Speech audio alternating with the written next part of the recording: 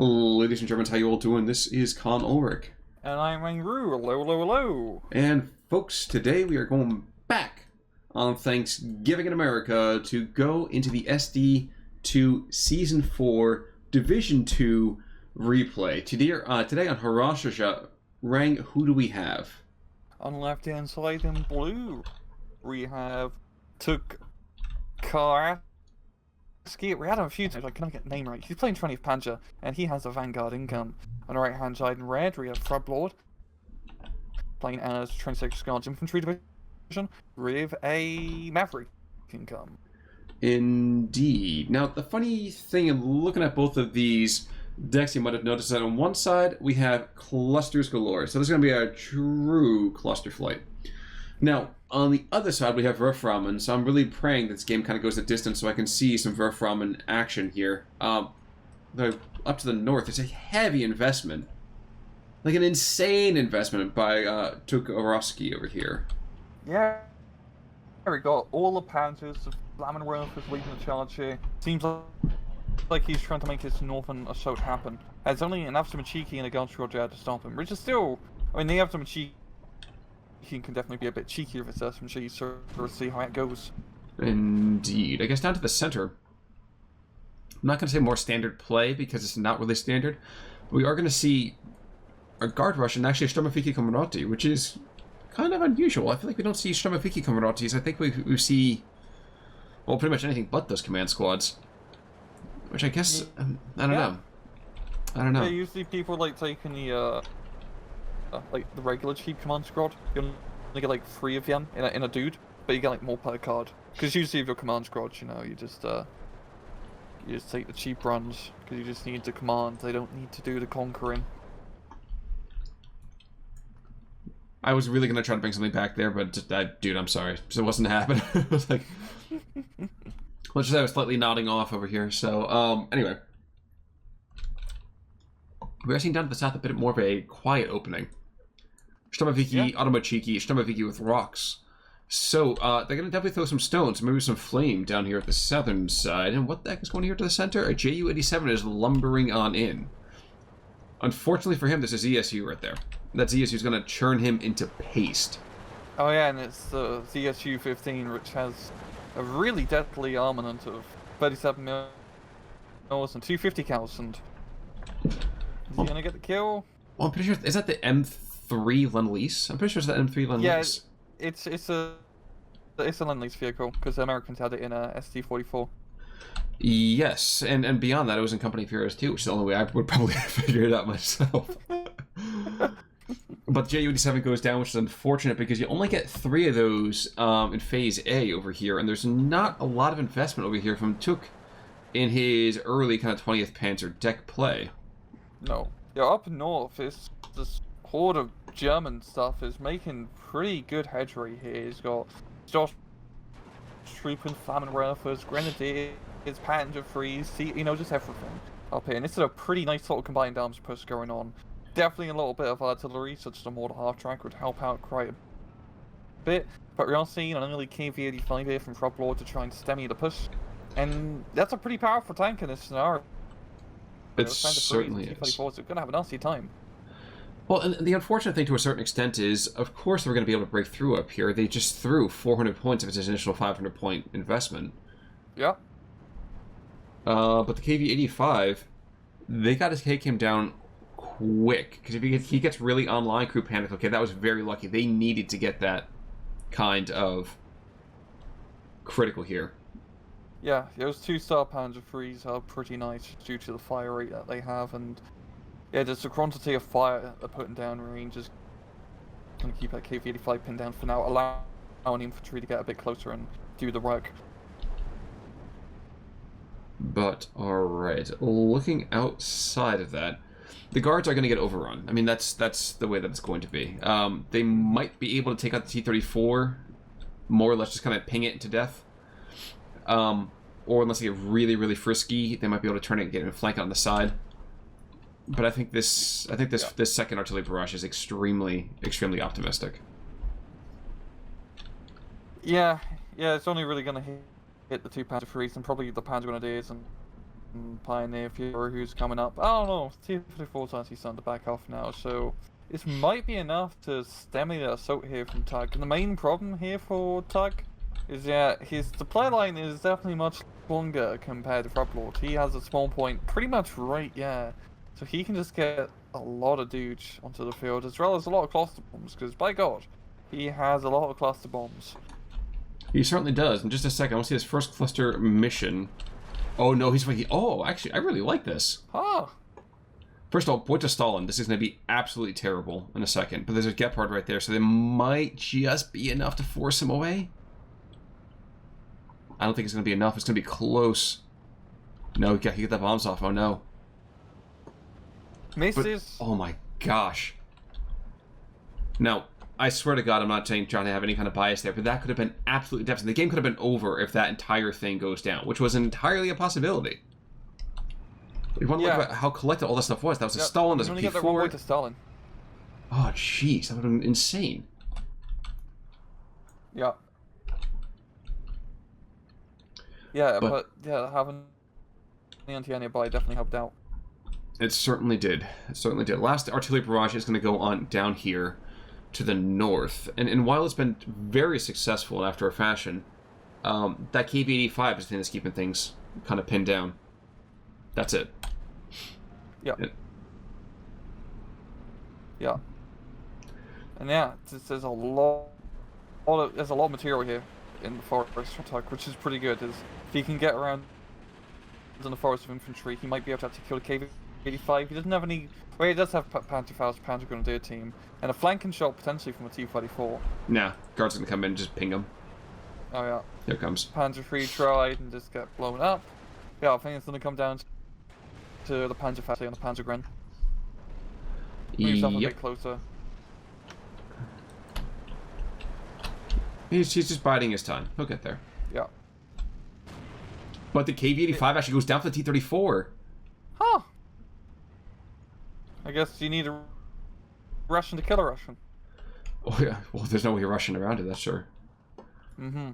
But it's definitely pretty huge, yeah, because you can, stemmies up the offensive firepower from Frubblord. The problem is Tuuk needs infantry up here. He needs a lot more infantry. He needs infantry everywhere. If you look at the center right now, he is going to hold that not even on a wing and a prayer. It's just by grinding the attacking Soviets to dust under his treads. And even then, that's not going to be a great idea, because they can just get out-spammed. Yeah, just 20th Panzers do not have the best infantry selection, as we're seeing here outside the troop, and are not going to perform that well against, all these specialist CQC Soviet squads here. So I think that Panzer III is going to run into an anti-tank grenade in the town. But it's very close to. Yeah, I feel like the ultimate cheekies they might have to sacrifice themselves for it, but I really think that's a really worthwhile sack. Yeah. not for nothing. Like 25 for 40 points. Yeah, that's not ideal, but armored vehicle for a guy. That's ideal. Well, I was gonna say. Let me rephrase. If I can kill something without having to die for my country, that's the important part there. I mean, like I learned that from Patton. But if I have to throw in my life to get rid of an armored vehicle, yeah, without a doubt. I thought the entire point of Warrior was to die for my country. I meant to go and reevaluate my life. Only if you're watching We Were Soldiers. Which, don't get me wrong, is still a very compelling thing, but, sorry, I was just kind of feeling that step of uber patriotism today, with the pulsing red, white, and blue as I gave those blankets to the Native Americans.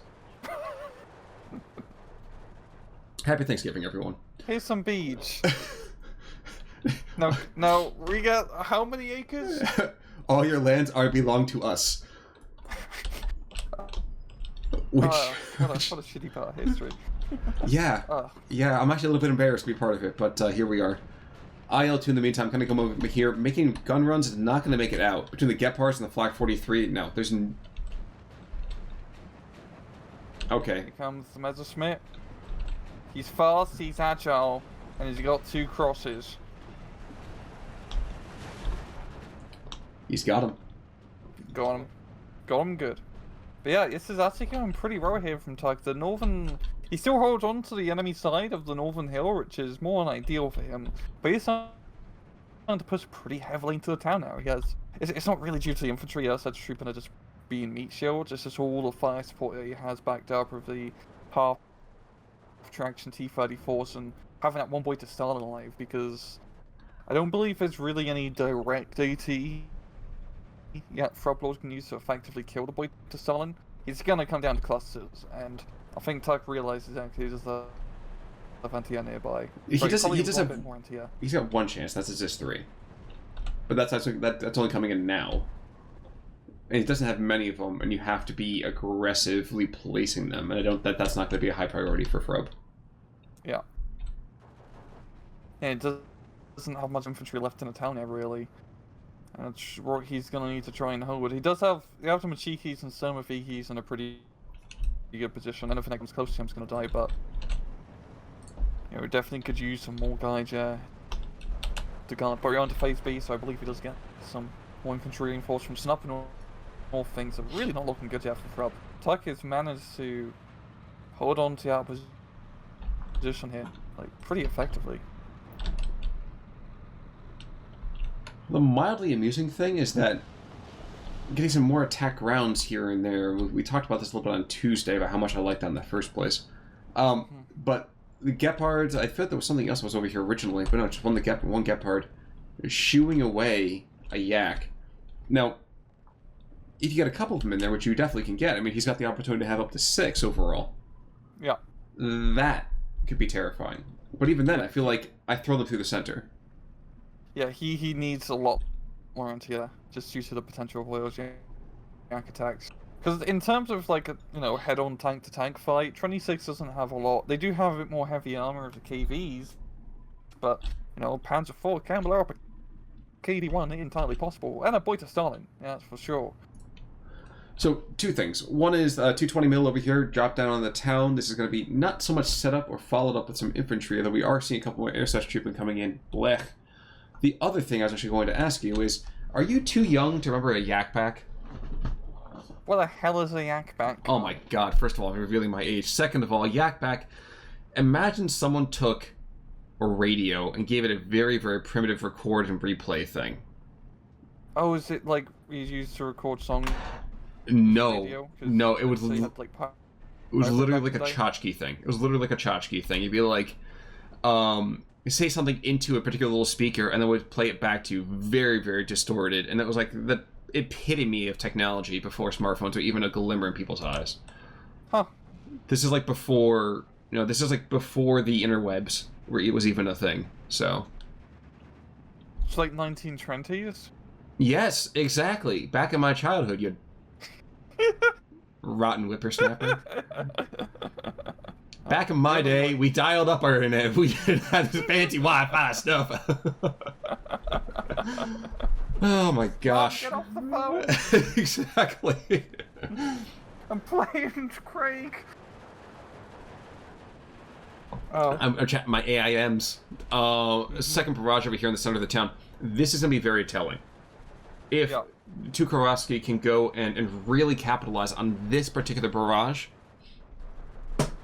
I mean, that could be potentially a game. That really could be. Yeah. Yeah, that's... Yeah, because once you capture the center part of that town, it's pretty good. But we do have a bit of KV-1s in here, and the IS-1 is still alive, which is pretty important. Mm-hmm. Once again, Frub could use a little bit more infantry, but he does have quality infantry. Well, Cherno's on quality, but Somavikis are pretty quality to help out. Well, let's not be unfair. Chernos are much more quality than Air Slash Trooping are. Yes, so I'd 100% give you that. I mean, they get the privilege of having a machine gun. And the privilege of having 10 of them, too. Mm-hmm. More pigres being brought on in. In fact, I'm very lucky that the 220 doesn't get seen right now. I would really prefer to put him behind some town vehicles here. Some town buildings, rather, excuse me. The Flak 43 and the Gepard trying to engage a KV-85 with the predictable results. Very strange YOLO push by these two half-tracks. Yeah. They like to live on the edge, but the IS-1 does go down, which is a pretty big kill here, and it's going to capture the center part of the town at least, so the YOLO push kind of worked. I guess my big question here is always, at what cost though? Probably at their lives. I mean, there's the Strafniki, yeah, plinking around. Actually, no, I don't think he's in range. Or he doesn't have line of sight, I believe, so... I think... half-tracks are meant to die. or half-tracks are meant to be expendable. ME-109's going after this Yak 9P. Down to the south. This is the first action we've actually seen to the south. Something just died. I couldn't even tell you what it is, because I haven't cared about the southern flank this whole time. And actually, one thing we haven't really talked about too much is that now this really should be the heart of the cards over here for Frubblord. I'm didn't realize until just a second, he should be playing on Maverick. Why the heck does it feel like he's been outnumbered for the last 5 minutes? Yeah, that's pretty true, because he's barely had much in the center. I think the KVs and maybe investing a bit more on air power definitely caused that discrepancy. But yeah, he was totally right, because like Tuck does have this sort of, he has a death blob up north, and he has a death blob in the center, and he's done a pretty good job of keeping his death blob units alive. The boy to Stalin is still alive, a lot of Panzer IIIs and other Panzers and half-tracks are still alive. And that's good, he's been treating pretty efficiently against Frubblord in the center here. You're now starting to see, Frub, he's bringing in the hordes, to Strafniki, to Chernos. This is what he needs to solidify his town. But there's still one more barrage from the 220, and I think, yeah, he can call a second one in still. So, while it would not be a very price-efficient call-in for the time being, he does have the method to deal with this. Mm-hmm. It just will take time. But actually, right now, Tuck's up, so what does he care? Exactly. Now, what part of me would kind of like to see is I'd love to see a couple of these P3s or P4s to the north get detached and come down on the northern side of that town. Maybe insert themselves between where the Snapiri just died and that Maximum, and swing southeast just below that series of buildings. And if nothing else, you draw fire, you unmask material, and let's see, if I'm looking from the artillery perspective, oh yes, where's my Werfrauen? Where's my Hummels? Like, there's an opportunity here to really just level the town. Yeah, I think Tuck's more in line with using the off-map artillery to do such thing, because he did bring in the second 220, and he's just going to start shredding some Strafnikis and Chernos in just a few seconds. Absolutely. Well, he's bringing over 4 more squads of Pigrins as well, so he's desperate to bring in some staying power, which I think is worthwhile. Yeah. The nice thing is that they do come in half-tracks, which definitely gives a little bit of extra firepower. I do think half-tracks are pretty rough fire most of the time. Oh, yeah. Even against Soviets, which do have a lot of anti-tank rifles, because having a bulletproof machine gun for 5 points isn't bad. That's a deal. Not deal of the century, but still a good deal. Well, at that point, at least you keep the Stromovikis at bay, more or less. You keep the Chernos definitely at bay. The ones you really have to worry about, just those pesky little Strafnikis, those pesky little guards. And to put it in perspective, like, that's 5 points, a guard scored 20 points, to be cost efficient, quote unquote, you only need to kill, 3 guardsmen. Just 3 individual soldiers, which you can do from MG42. You can definitely kill a little bit more. Oh, absolutely. And here we go, here's a second barrage that's going to be coming down here. Question to a certain extent is, will there be anything left from that engaging Pioneer squad that just came on in? That is going to be a little bit fascinating to see as well. P3s in the meantime, continuing to shove back. I am actually really, really impressed that the P3s have lasted as long as they did, but I think a part of me also realizes that the Strafniki, despite the fact that they do have the PTRD, is only really going to be able to more or less stress them to death. Which, I mean, stress, it's a silent killer, don't get me wrong, but I'm not sure that that's really a viable long-term option. Yeah, it does help at the Panzer IIIs are the up-armored runs, so they have similar armor to the Panzer IV. But yeah, I'm still pretty surprised. 20th Panzer is definitely focused and using quite a bit of Panzer III play, and it's been working really well for him. I think also it's just due to the fact that 26 doesn't have a whole lot of tanks. Yes. The tanks can be pretty scary, but there's not many. You can easily outmaneuver them. And the KV-1Es. I mean, again, the KV, lovely little tank for what it is. You can see right now, killing a P4 command tank, first of all, not surprised there. The second thing, though, is that... Okay, well, he kills a P3 yell. I will eat my words on that one. But overall, I mean, you're not really paying for a fantastic tank. You're paying for a shot blocker. Yeah, and it's a decent shot blocker. The problem is that you just do not get the availability on him compared to T-3476s, which you get pretty much in the bucket load. And then wait a second. How did they... Wait. These ME-109s just came out of nowhere. How did they do that? They came from the Russian side. I don't know. I actually don't know. So there was a Yak-9B making a gun run at that P3 and to the north, and suddenly just two ME-109s came from the south. Came from the east. Oh my god, that was like the ghost of like Richthofen over here. What the heck was that? It was just bizarre. Yeah, he's been doing a really good job with his two Messerschmitts, and anytime a Yak comes in, he just gets shot down. Just exactly what he needs. We also seen some finally on-map artillery, two Hummels, to just start slacking positions, and they're very good at slacking positions. Yeah, I'm waiting to see what their first target decision is. My hope is, to a certain extent, is you know where the KV-1 is, stress that bugger out, and then aim a little bit further east. Blow a corridor through the front lines. Yeah. And now we're starting to see his map develop into its more standard form of crazy infantry fights in the town, where it's just machine guns and tanks galore, and Rob seems to be bringing in the last vestiges of his KV-1s to try and shore up his defense. I feel like that might just be enough. There's not too many tanks there left from Tuck. A few Panzer IIIs here and there. I don't know if the boy to Stalin is still alive. I think he might have gone down. Yeah, so he's dead. Maybe He's dead. Frub can hold. Yeah, he is finally bit the bullet. So last 20 minutes is pretty good for Stalin. True, but still, at this point, there has been an incredible amount of firepower that's been put out by just specifically that guy alone. Yeah. I'm actually more kind of humored by the fact that down to the south, nothing has happened outside of that one run. That one Yak attack, and that was it. Legitimately, yeah, that was it. No one wants to, have to run across a field, and by the time you get to the other side and go up the hill, you're really tired. Oh, absolutely, and I get that, Yes, especially for us. That's trooper, man. They just want to hang out. They don't want to fight this war. They want to go home to whatever country they've probably been stolen from. Moldavia. Oh, P3, we hardly knew you. Oh, wow, what the heck? He was aiming for the P-Gren. I don't think you can see the P3 or something. Well, he can be seen now. Yeah. Tanks at 20 paces. Dear God. I do love the KV-1. It is sad that only one division gets the standard KV-1s, but it's just such a classic Soviet tank. That's true. Just put it on a bridge and it'll hold it.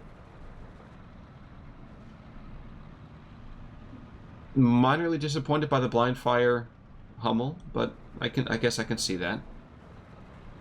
You want to get rid of the shot blockers, get rid of any kind of fortress opportunity there. Okay, that makes a certain amount of sense. Junker, in the meantime, going down south, looking for 2 KV-1Es. He might get one. I'm not sure he's going to get 2. He had flicked the job. last bomb. Oh, never mind. Oh, Got man. the Ankaline coming in, but he's not going to make it. Nope. Yeah, no. That was a ground kill in this case, but... Coming in clutch. Like, I'm very happy that Tyker's managed to keep his, air superiority secured, and Frobber is going to call in the towel, or throw in the towel. Or call it quits. That'll be a GG. Yep. Yeah, I was actually surprised by the KD is as widespread as it is. I did not think that was going to be quite so... I'm not even going to call it lopsided, because that's not really fair. But that there was that much of a disparity between the two. Yeah, Tyke had a very good early game going on with those centralized pushes. It was like armored blobs, so to say. Frubber was actually bringing it back, a little bit. He was halting the advance, but I just think his tank availability screwed him up a bit. Mm-hmm. And just yeah. Well, interestingly, over on the one side, yes, sir. No, please. I feel like maybe he could have pushed that back, but I don't know. I think the artillery really sealed the deal. Just those Hummels just constantly pounding that down. But yeah, go ahead. was I say? First of all, the ISNF over here for the kills, but really the only big standout. There was another, tank that got 3 or 4 half tracks. Not fantastic, but not bad. Boydestall, in the meantime, though, 4 solid kills, and this is an Imperial team. Like, obviously, you want to get more out of that, even so, but it's kind of an important thing here. Yeah. Other than that, no one else really was a huge player. Just a lot of really, really good